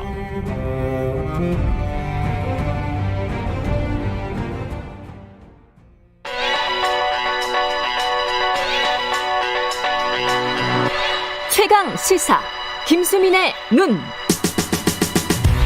네, 김수민의 눈 김수민 평론가 나와 계십니다. 안녕하십니까? 반갑습니다. 예, 민주당 박용진 의원이 정치혁명이라는 책을 내면서 이 대선 출마 선언 이미 하셨고요. 네. 모병제, 여성 징병이 화두로 떠올랐다. 네네. 지금 뭐 기사들 많이 나오고 있던데. 그렇습니다. 일단 박 의원 방안을 정리를 해보면 첫 번째는 복무 기간을 단축하고 군사훈련 중심으로 짠다는 거고요. 예. 두 번째는 여성도 의무병으로 징병한다. 예. 세 번째는 기간을 단축하면서 예비군으로 편입해서 이쪽으로 좀 자주 오래 모입니다. 네, 기간을 덜어준다는 거에 있고 직업군인을 확충한다 이렇게 돼 있습니다. 이게 약간 좀 이스라엘 비슷하네요. 이스라엘하고 조금 다른 부분이 있긴 한데 여성 징병이라는 측면에서 비슷한 게 있고 모병제라고 소개가 되고 있는데 사실은 근본적으로는 징병제를 유지하고 있는 방안이라고 볼 수가 있겠습니다. 징병제를 그러니까 어느 정도 기간을 징병을 한다는 거예요? 4개월 내지 11개월 뭐 이 정도로 표현을 굉장히 했거든요. 짧네요. 지금보다는. 네네. 그러니까 여성까지 징병을 하기 때문에 기간을 그렇게 오래 가져갈 필요가 없다라고 하는 것이죠. 여기에서 지금 사람들이 관심을 갖고 있는 게 여성 징병 이야기인 거죠? 그렇습니다. 예. 요즘에 군 가산점 관련한 논란이 다시 불거지는 모양새인데 이게 예전에 위헌 판결이 나기도 했었고 사실 전역자들도 시험 치는 사람이 아니면은 이거는 혜택을 받을 수가 없는 제도라서 이게 이제 궁극적으로 해결 방안이 되냐 이런 의문이 많이 있었죠. 호봉 산정 때문에 그랬었지 않아요? 그죠? 가산점은 이제 시험 때 적용하는 건데 호봉은 조금 다른 문제긴 한데 다른 문제입니까? 네네. 근데 어쨌든 그때 보상을 하려면 복무할 때 보상하는 게 중요하다. 이게 원칙인 것 같고요. 그래서 사병 월급은 최근 계속 인상을 해왔습니다. 2010년에 97,500원인데 2021년에 60만 원이 넘었거든요. 60만 원? 병장 기준으로. 병장 기준으로. 네네. 근데 결국에는 군에서 시간을 뺏기는 게 문제다. 이게 이제 해법에 단초가 돼야 된다라는 말들이 많아서 일단 현재도 진행이 되고 있는 게 군 내에서 잡무를 축소하거나 폐지하는 이 흐름이 있는 것이고요. 휴대전화를 허용한다든지 이런 것들이 있고 두 번째가 이제 복무기간의 단축이라는 그런 숙제가 주어져 있는 것이죠. 근데 박 의원 방안은 이제 여성 징병을 또 하기 때문에 기간 단축도 할 수 있다. 그런 또 성차이도 없앤다. 뭐 이런 특징이 있겠습니다. 이게 여성계에서는 어떻게 반응합니까? 이게 흥미로운 것이 2005년에 한 여고생이 여성 또 징병을 해야 된다라고 하는 헌법소원을 제기를 했었습니다. 여고생이? 네네. 그리고 여성운동 진영 내에서도 여성 징병을 해야 된다는 논의가 나왔었거든요. 현재 국회의원인 권인숙 명지대 교수가 그런 입장에 있었고 최근에는 좀 입장이 바뀌어서 모병제로 바뀌긴 했는데 어쨌든 몇몇 이제 여성 학자라든지 이쪽에서 여성 또 징병해야 된다. 여성이 징병해서 배제된 거지 뭐 배려받아서 빠진 게 아니다. 아, 배제된 것이다. 네, 그래서 여성 징병론자들 중에서도 페미니스트들이 있다. 라고 하는 것이고 결국에는 이제 저는 이게 남성이 얘기하는 것보다는 여성들 스스로가 어떻게 생각하느냐 이것이 결정적인 관건이 되지 않을까 그렇게 보여집니다. 어떻게 보면은 뭐 여성 파일럿도 나올 수 있고 여성 전투원도 나올 수 있고 우리도 충분히 할 수 있다 그런 이야기인 거네요. 그렇죠. 여성을 뺀 것이 여성을 2등 국민으로 취급한 것이 아니냐. 뭐 이런 문제의식이 되겠습니다. 이스라엘 이야기 아까 했었는데 이스라엘 말고 뭐 또 다른 나라들도 이런 여성 징병과 관련된 이야기들이 있습니까? 있습니다. 이제 스웨덴이 최근에 다시 여성 징병 쪽으로 가닥을 잡고 여성 징병을 하고 있고요. 스위스나 스웨덴 특징이 군사 훈련 중심으로 단기간에 복무를 하고 나머지는 예비군으로 주로 복무를 한다라고 하는 특징이 있겠습니다. 예. 그런 측면에서 이제 박용진 의원은 이스라엘은 사실 2, 3년 정도 군 복무 기간이라서 예. 박용진 의원의 방안은 이스라엘보다는 스웨덴, 스위스 쪽을 많이 참고를 했다고 볼 수가 있겠고요. 이게 사실 생각을 해보면 전 국민이 많이들 이제 뭐 양심적 병역 거부자 빼고 예. 징병을 하게 된다면 여러 사람들이 하는 거기 때문에 복무를 길게 할 필요가 없고 그리고 복무 기간이 짧다면 자대보다는 군사 기초 훈련 중심으로 가는 게 맞다. 예. 이게 과거에 이제 독일이 지금은 모병제인데 징병제 시절에 그렇게 했었거든요. 예. 그런 방안을 이제 박용진 의원이 따라가고 있다고 볼 수 있겠습니다. 스웨덴, 스위스 같은 경우는 인구수가 적고 주변에 사실은 러시아랄지 독일이랄지 네네. 강대국들이 있으니까 그런 측면에서 이제 여성도 이 어떤 전통과 역사가 분명히 있겠죠. 예. 우리랑 약간 비슷한 측면도 있고 비슷하지 않은 측면도 있고 그런 것 같습니다. 그렇기 예. 때문에 박 의원도 직업군인을 확충해야 된다. 이런 쪽으로 좀 보완을 해주려고 하는 것 같습니다. 직업군인도 확충해야 된다. 결국은 뭐 직업군이면 모병제 쪽인데 징병제냐 모병제냐 이 이야기는 어떻게 전개가 되고 있습니까? 이게 묘한 게 당파성이나 이념 중심으로 구도가 짜이는 게 아니라는 것이죠. 예를 들면은 다 생각이 달라요. 예, 과거에 남경필 도지사가 모병제 얘기를 꺼내니까 같은 당의 유승민 의원이 반대를 하고 나왔었어요. 예, 그래서 모병제 주로 이제 얼핏 보면은 뭐 평화주의적 신념을 갖고 계시거나 이런 분들이 모병제를 지지하는 성향이 한국에서는 좀 강한 편인데, 근데 다른 한편으로는 강군 이데올로기를 추구하시는 분들도 모병제를 지지를 하는 편입니다. 숙련된 직업군인 위주로 가야 된다. 예. 그리고 이제 신자유주의, 그러니까 시장주의를 대거 확충하자고 주장한 사람들, 특히 밀턴 프리드만 같은 경제학자들도 징병제를 폐지해야 된다. 그게 내 필생의 업이다. 이런 자세를 갖고 있어서 모병제가 군의 민영화, 군의 시장화 이런 맥락을 또 갖고 있기도 하죠. 그게 모병제 대표적인 나라가 또 미국이잖아요. 그렇습니다. 그렇죠. 네. 미국은 모병제고 그게 사실은 정부 소속의 일종의 하나의 물품처럼 예. 말 자체도 GI가 그런 이야기죠. 예. 모병제 지지하는 시민들 자세히 들여다보면 맥락이 여러 가지가 있고 그러면 진보 보수 이런 논리는 지금 아니네요. 징병제 쪽을 지지하는 사람들은 뭐라고 합니까? 그러니까 징병제 지지론 또 여러 가지가 있을 수 있죠. 전통적인 논리는 이걸 거예요. 많이들 들어보셨겠지만 군에 다녀와야 사람 된다라는 것일 겁니다. 여기는 이제 위계 질서에도 좀 적응을 해봐야 된다 이런 생각이 있을 수도 있고 한편으로는 과거에 공교육이 좀 부실할 때에 거기 갔다 와가지고 여러 가지 기술도 습득한다 뭐 이런 의미도 있을 텐데 현재는 좀 빛바랜 논리라고 볼 수 있겠고요. 근데 평화주의나 민주주의 차원에서 징병제 를 지지하는 사람들이 또 있습니다. 그러니까 모병제라는 것이 결국 임금을 통해서 사람을 유인해서 유사시에 살상을 한다라고 하는 극한 업무를 특정 집단에게 전가하는 것이다. 아무래도 소득이 낮은 계층이 갈 것이다. 그렇기도 하고요. 그래서 M. 스콧 팩이라는 학자는 군대의 존재가 불가피하다면 모든 국민이 복무하는 징병제가 최선이다. 오히려 다양한 국민들이 복무를 하면서 군이 민주적 통제를 받게 된다. 이런 차원에서 징병제를 또 지지하는 사람도 있고 사실 이 차원에서 보자면 여성까지 징병을 하는 게 더 민주적인 제도라고 볼 수도 있는 거죠. 뭐가 맞다라고 하기가 좀 힘드네요. 굉장히 여러 가지 맥락이 있다는 것을. 네. 우리가 좀 생각해봐야 될 것 앞으로 논의하면서 그런 건 어떤 게 있습니까? 박용진 의원 주장이 의의가 있는 부분은 이 입장에 동조하느냐 여부를 떠나서 종합적인 방안을 제시했다는 거거든요. 그래서 다 같이 한번 생각을 해볼 필요가 있고 중요한 것은 철학이다. 민주주의란 무엇이고 현대 국가의 군대란 무엇이냐. 이 철학부터 시작을 해야 된다라는 것을 좀 강조를 하고 싶습니다. 알겠습니다. 고맙습니다. 김수민의 눈 김수민 평론가였습니다. 고맙습니다. KBS 1라디오 최경영의 최강시사 2부는 여기까지고요. 잠시 후 3부에서는 최강시사 특별기획 2030 세대가 온다. 그리고 백신 접종률 1위 마스크 벗은 이스라엘 현지 소식도 들어봅니다. 일부 지역국에서는 해당 지역 방송 보내드리겠습니다.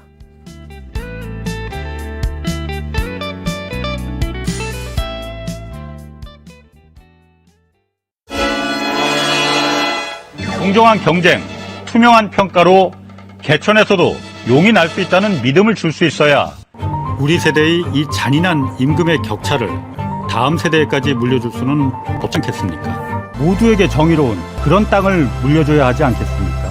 KBS 뉴스 홍사훈입니다. 오후 4시 5분 홍사훈의 경제쇼. 경제도 이제는 저 홍반장 홍사훈입니다.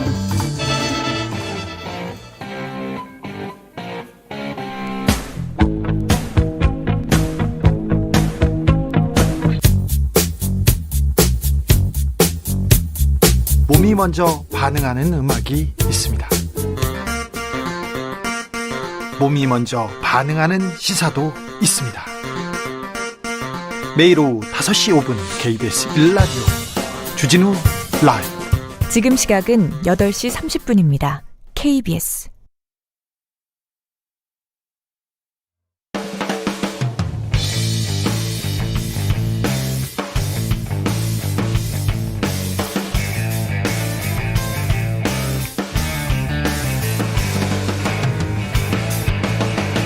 최경영의 최강 시사. 네, 마스크를 벗고 자유롭게 거리를 활보하는 이스라엘 시민들 뉴스에서 많이 보셨을 겁니다. 여전히 마스크 쓰고 강도 높은 거리 두기 하고 있는 우리로서는 부러울 따름인데요. 이스라엘 현지를 직접 연결해서 그곳 소식 한번 들어보겠습니다. 이스라엘에서 KRM 뉴스를 운영하고 있는 명영주 대표 전화로 연결돼 있습니다. 안녕하십니까? 네, 안녕하세요. 반갑습니다. 예, 명 대표님 거기 시각이 지금 오후인가요? 아니요. 새벽 자정 조금 넘었습니다. 아, 그래요. 예. 아유, 전화 연결해 주셔서 감사하고요. 지금 어느 도시에 거주하고 계십니까? 네, 저는 이스라엘의 수도 예루살렘에 살고 있습니다. 예, 예루살렘. 지금 마스크 벗은 지 한 이틀 정도 됐다고 하는데 실외에서는 지금 마스크를 벗을 수가 있는 거죠? 실내에서는 마스크를 벗을 수 있는데 거리를 나가보면 마스크를 벗은 사람과 착용한 사람이 한 절반 정도씩 되는 것 같아요. 반반 정도? 대중교통을 이용하거나 실내에서는 마스크를 착용해야 되기 때문에 아예 쓰고 다니는 사람들도 아직 많고요. 아직은 마스크를 벗는 것을 좀 조심스러워하는 사람들도 많고요. 그냥 그 버스 같은 거를 타면은 마스크는 무조건 써야 되는 거군요. 네네네. 그렇죠. 실내에서는 무조건 마스크 착용과, 버스 안에서, 전철 안에서, 그리고 가게 안에서는 모두 다 마스크를 착용해야 됩니다. 그렇군요. 예.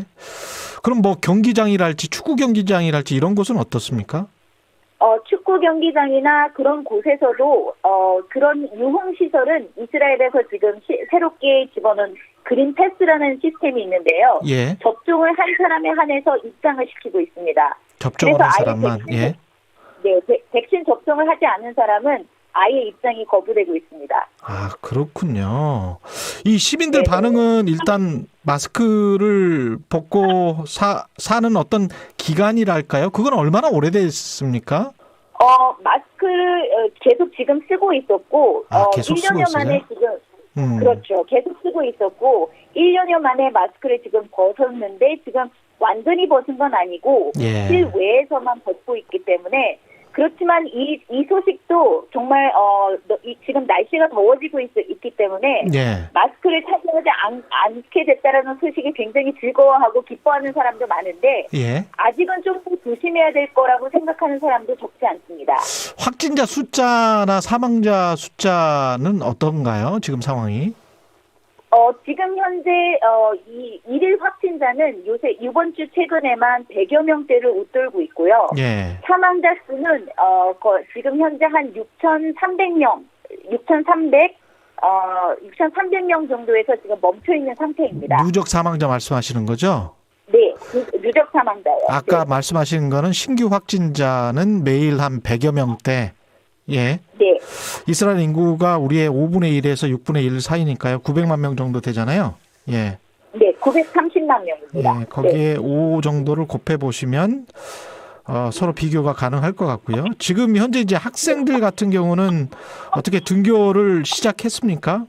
네, 학교들은 이전까지는 분반이었다가 캡슐로, 여기서는 얘기하기를 캡슐로 돼 있어서 분반으로 하다가 이번 주 일요일부터 모든 학생들이 다 등교를 하게 됐습니다. 예, 등교를 하고 그러면 실내에서는 또 마스크를 쓰긴 써야 되네요, 학생들은. 그죠? 네네. 학교 안에서는 모두 다 마스크를 쓰고 공부를 하고 마스크를 쓰고 수업을 해야 됩니다. 그 운동장에서는 어떻게 하나요? 가령 무슨 스포츠를 한달지? 바깥의 운동장에서는 지금 현재 마스크를 착용 안 해도 되고요. 그리고 지금 현재 이런 초등학교나 고등학교나 학교마다 교장의 재량에 따라서 이 쉬는 시간을 학년별로 다르게 하고 있습니다.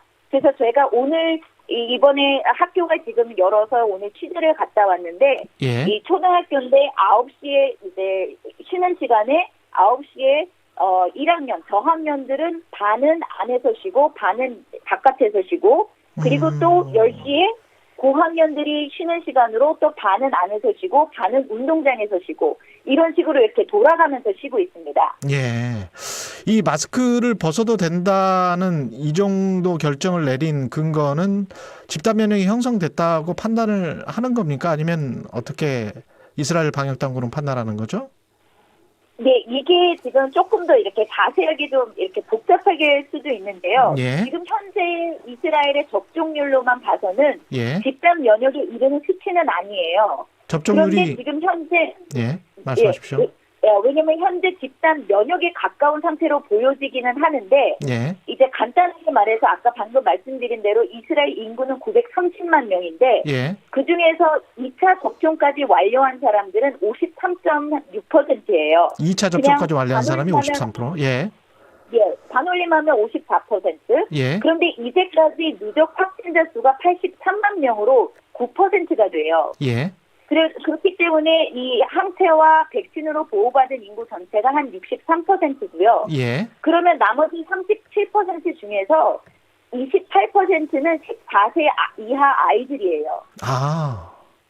그렇기 때문에 14세 이하 아이들은 이제까지 이스라엘의 이 확진자 경력을 보면 예. 19세 이하의 중증 환자가 거의 없었기 때문에 그렇죠. 수치적으로는 아직 집단 면역을 이루지는 못했지만 예. 지금 이렇게 마스크를 벗고 사람들이 밀접하게 막 왔다 갔다 함에도 불구하고 확진자가 확 늘어나지 않은 이유는 예. 이 항체가 있는 사람과 백신을 맞은 사람과 그리고 아이들이기 때문에 아직은 이렇게 폭발적인 다시 확진자가 나오지 않는 것처럼 집단 면역이 있어 보이는 것처럼 보일 수 있어요.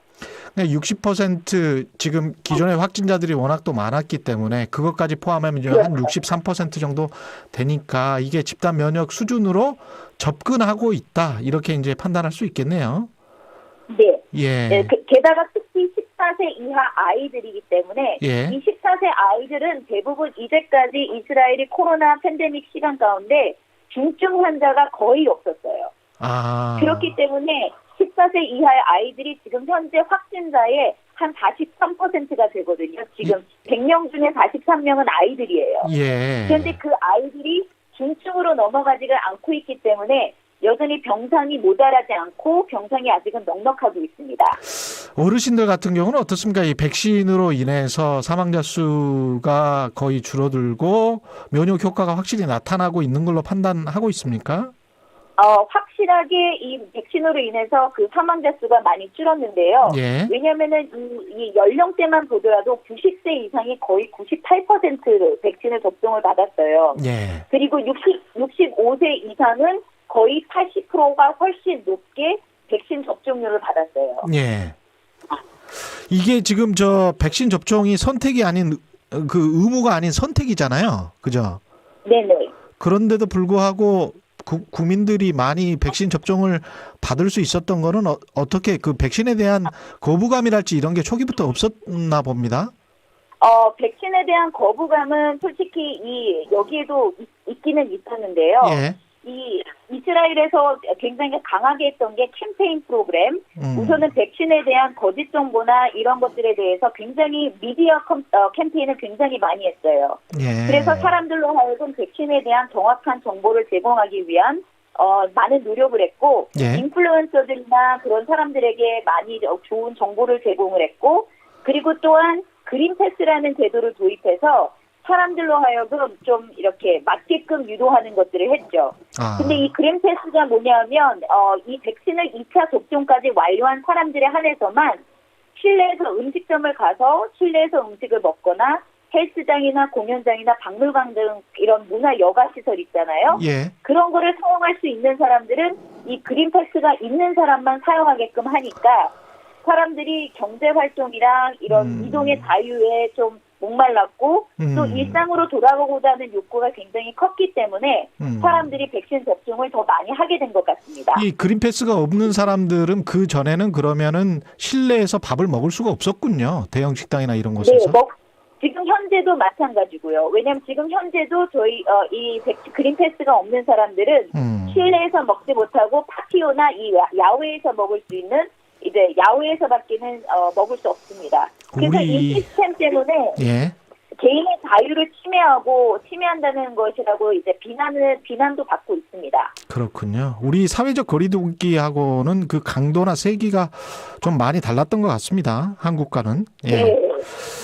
굉장히 타이트하게 그 거리두기를 했군요. 이스라엘 같은 경우는. 예. 그러면 실내에서 마스크를 벗어도 되는 때는 언제쯤 될 거라고 지금 보고 있습니까? 마지막으로. 지금 제가 최근에 이 이스라엘의 전 보건부 국장인 보아즈 레브바사를 인터뷰를 했는데 현재 코로나 위원회에서 백신 접종 총 책임을 맡고 있습니다.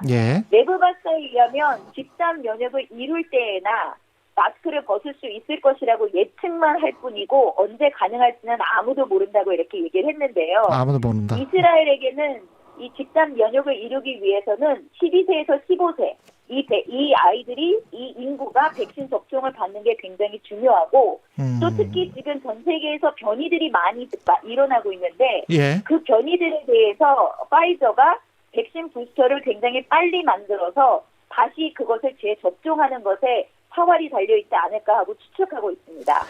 알겠습니다. 말씀 감사하고요. 지금까지 이스라엘 현지에서 KRM 뉴스 명형주 대표였습니다. 고맙습니다. 감사합니다. 최경영의 최강시사는 여러분과 함께합니다.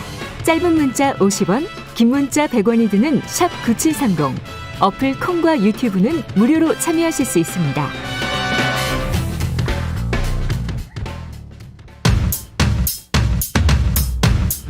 최경영의 최강시사 특별기획 2030의 시대가 온다.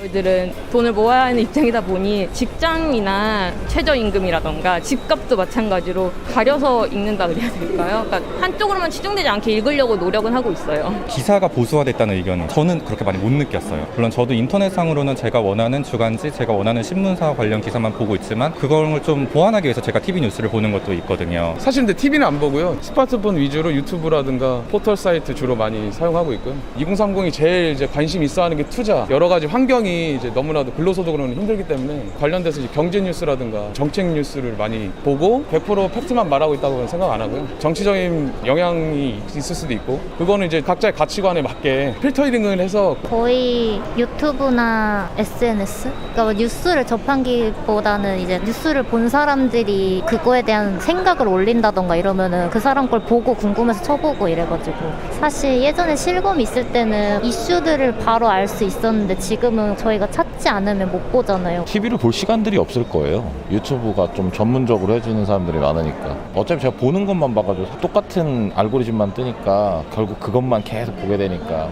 앞으로 가는 게 없이 이제 빙글빙글 돌게 돼서. 네. 4.7 재보궐선거 이후 우리 사회의 명확한 세력으로 떠오른 2030.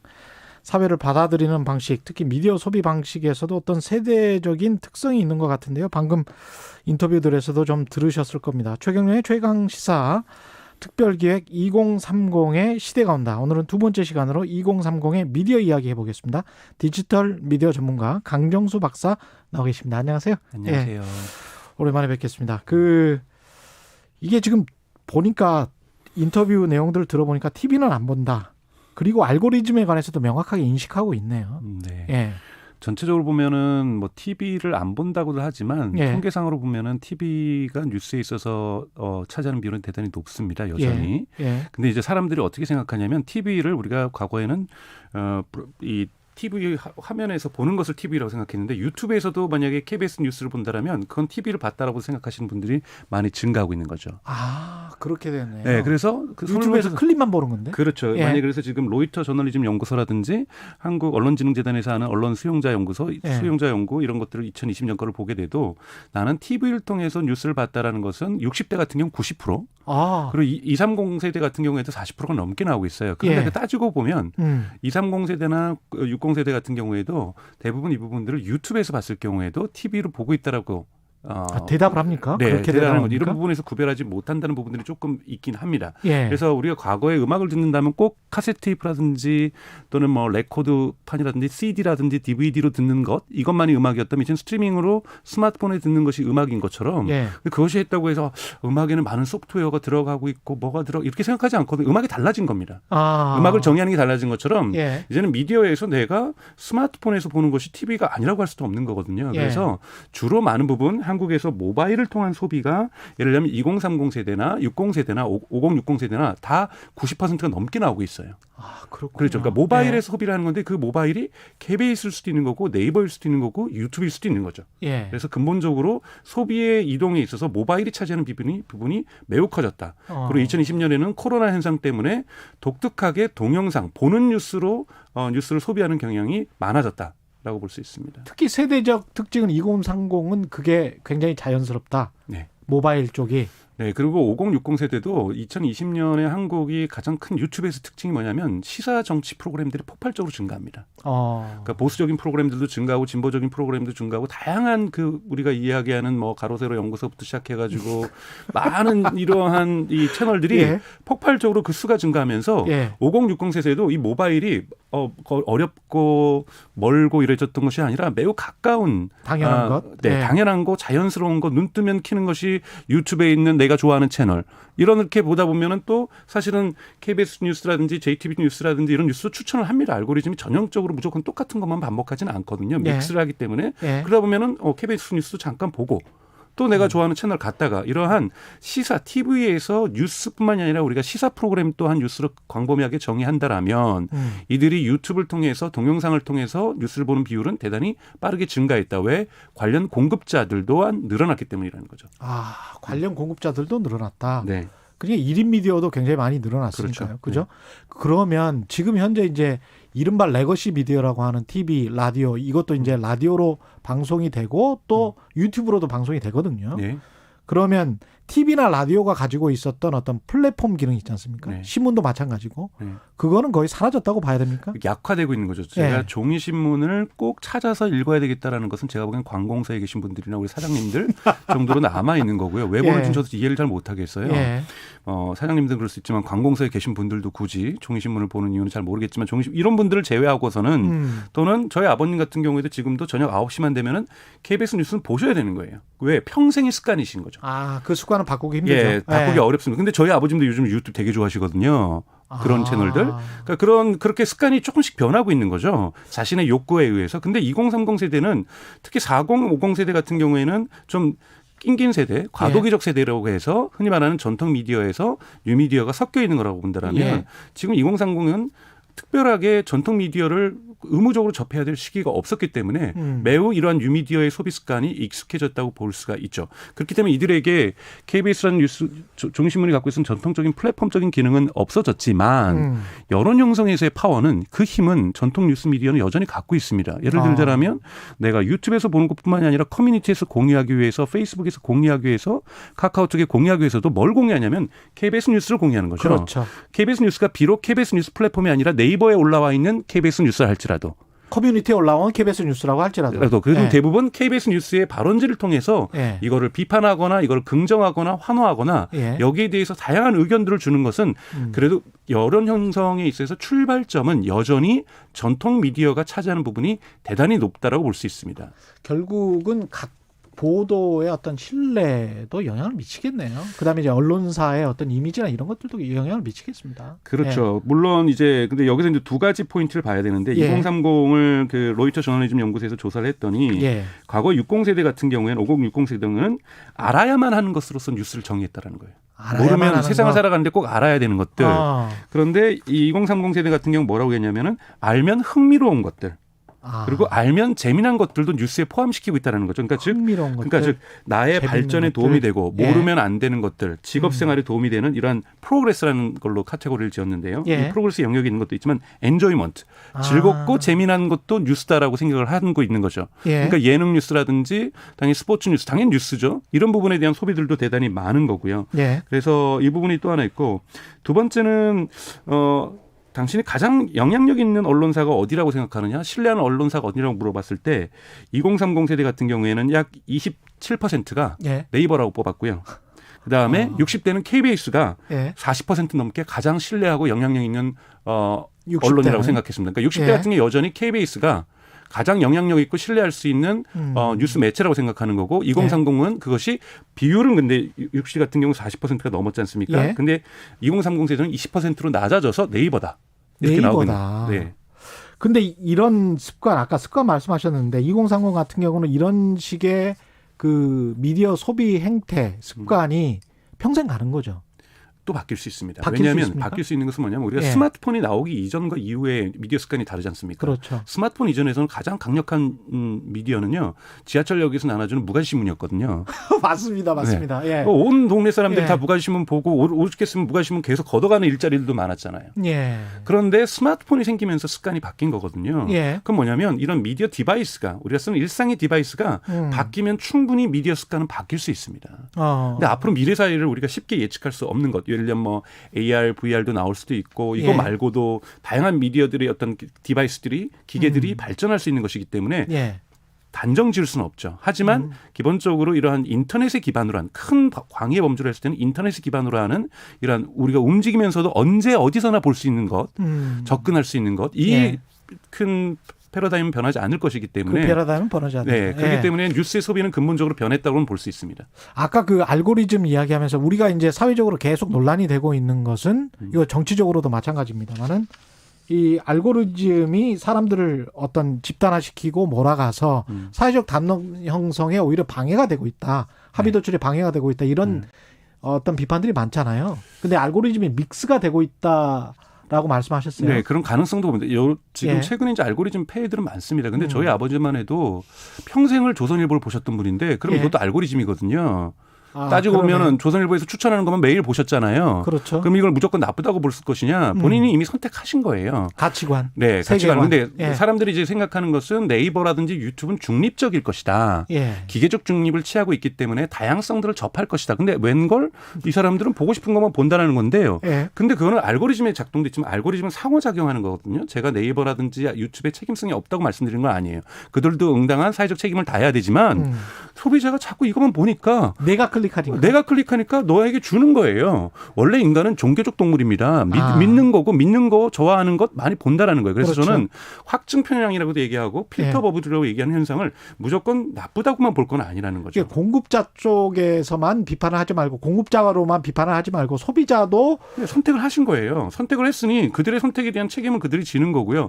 그래서 여전히 지금도 달러를 안 갔다고 생각하시는 사람들이 많은 거고 백신은 가짜라고 생각하시는 분들은 여전히 아무리 신뢰 있는 미디어에서 얘기를 해도 유튜브에서 네이버에서 나름대로 그걸 조정하려고 해도 믿는 사람이 있는 것처럼 자기가 믿고자 하는 것을 계속해서 그 유사한 것들만 찾는 이른바 확증 편향이라고 하는 현상들은 과거의 종이신문 시대에서도 60년대 70년대도 있었죠. 다만 그것들이 있다. 훨씬 더 편해졌다라는 거예요. 과거에는 편해졌다. 공급자의 영이 예를 들면 하루에 생산되는 뉴스가 100개였다면 지금은 1000개, 10,000개지 않습니까? 예. 내가 골라보고 싶은 것, 내가 좋아하는 것만 봐도 하루가 24시간이 모자랄 정도예요. 과거에는 24시간이면 충분히 하고도 남았죠. 1시간만 써도 내가 좋아하는 걸 다 봤다라면 예. 지금은 24시간을 뉴스만 봐도 내가 좋아하는 걸 다 보기 어렵습니다. 이 차이는 있어요. 그러니까 강도가 세진 건 분명하죠. 예. 그러나 끊임없이 우리가 이건 사회적 비판을 한다라면 흔히 말하는 요즘 믹스 현상에 대해서 많이 영국에서라든지 미국에서 브라질에서 연구 현상들이 있는데 예. 결코 예를 들자면은 우익적인 것만 보는 사람들이 우익적인 것만 머물리지 않더라. 가끔씩은 새롭게 공급되는 양에 의해서 다른 경로로 빠져나가는 경우들도 학술적으로 확인되고 있거든요. 있더라. 그리고 2030 같은 경우에는 오히려 훨씬 더 그랬던 거예요. 초반에는 흔히 말하는 보수적인 목소리가 워낙 크다 보니까 밀렸었는데 예. 미국이라든지 영국이라든지 브라질에서 우리도 그럼 반대의 목소리를 내보자라고 해서 적극적으로 유튜브를 활용하면서 이쪽으로도 팬덤들이 형성되면서 이쪽으로 충분히 쏠린 현상들도 나타나더라는 거죠. 그러니까 결국은 예. 얼마나 알찬 내용들, 아까 말했던 유익한 내용들, 재미있는 내용들, 즐거운 내용들, 알아야 하는 내용들이 다양하게 각각의 진영별로 정치적인 어떠한 해석의 차이별로 생산이 돼야 되는 겁니다. 근데 우리 뭐 사람들이 네이버가 보수화됐다, 다음이 보수화됐다. 저는 그렇게 생각하지 않는 것이 예. 네이버에게 뉴스 공급하는 사람들 공급하는 비율이 한 70%가 보수 언론이에요. 예. 특히 정치 영역에서는. 예. 그러면 당연하게 70%가 보수고 한 20%가 중도고 한 10%가 진보면 예. 네이버가 아무리 뛰어난 알고리즘과 중립적인 알고리즘을 가져도 70%는 보수 언론을 추천할 수밖에 없는 거고 다음도 추천할 수밖에 없는 겁니다. 그러네요. 네. 예. 그러니까 생산이 그렇대요. 마찬가지로 유튜브도 마찬가지죠. 예. 유튜브는 대단히 보수적인 것들의 그 다양성들이 풍부해요. 예. 20대 보수도 많고요. 밀떡 보수도 많고요. 그리고 뭐 60대 보수도 많아요. 근데 예. 진보 진영을 와 보면은 그냥 5060을 위한 보수적인 진보적인 목소리밖에 없어요. 그러니까 2030을 대비하는 진보적인 목소리는 정말 아주 손꼽을만 하는 소수의 그것들이 있습니다. 그러니 매번 저 아저씨들이 떠들고 저기 고장난 라디오처럼 계속하는 반복하는 논리에 2030들이 반응할 리 없는 거거든요. 그런데 그들에게 너는 왜 이런 뉴스를 안 듣니 이렇게 할 수는 없는 거예요. 그들이 좋아하는 뉴스가 없는 겁니다. 오히려 진보적인 언론사들이나 매체들이 이른바 꼰대화 됐다 이런 말씀하시는 거네. 그렇죠. 왜냐하면 뭐 예를 들자면 한겨레 신문 저도 오래전부터 대학교 때부터 대단히 좋아했던 언론사입니다만 벌써 한 30년 지났잖아요. 이런 낡은 패러다임의 언론이 2030에게 먹힐 리는 저는 가능성 거의 제로에 가깝다고 봅니다. 이야, 혹독한 비판이십니다. 마지막으로 2030에게 미디어 효과 이론이 통합니까? 비슷하게? 미디어가 통한다고 봅니다. 영향을 미칩니까? 네, 그들에게 관심 갖고 있는 주제들. 예를 들자면은 부산에 있는 국립대학에 있는 친구들이 과거에는 공과대학을 나오면은 대부분 취직이 됐는데 취업이 잘 안 되고 있어요. 그 문제를 어떻게 고민할 것인가. 그들이 예를 들자면은 얘기를 해요. 왜 해경에도 여경 TO가 있는가? 이런 불만을 얘기해요. 그러면은 그거를 누가 설명도 안 해줘요. 자기네들끼리 얘기를 합니다. 그러면서 그때 이제 편향들이 생길 수가 있는 거거든요. 그러면서 확신을 갖게 되는구나. 그렇죠. 근데 어느 누구도 미디어가 여기 있게 책임 있게 그들의 고민에 맞는 그들의 질문하는 것에 답변하는 미디어들이 없다라는 거예요. 부동산 문제도 중요하죠. 그러나 나는 월세 얻으면서 부동산에다가 그 많은 그 부동산 중개를 내요. 나 그게 싫은데 내 편 들어주는 미디어는 없습니다. 월세 사는 사람들 들어주는 우리 부동산 섹션이 있나요? 언론에서? 그러니까 즉 나의 고민에 나에게 아까 즐겁고 유익하다는 것은 무조건 하하호호 하자는 것이 아니라 내 생활에 필요한 것들 나의 편이 되어주는 근데 나의 편이 되어주는 것이 꼭 정치적인 편이 아니라 우리의 생활의 영역들 경제 영역들 사회 영역들이 종합적으로 이루어질 때 그것이 정치적으로 나의 편인 거잖아요. 시간이 참 아쉽습니다. 지금까지 최경련의 최강시사 특별기획 2030의 시대가 온다. 두 번째 주제 미디어 강정수 박사와 이야기 나눴습니다. 고맙습니다. 고맙습니다. 코로나19 확산세가 잦아들지 않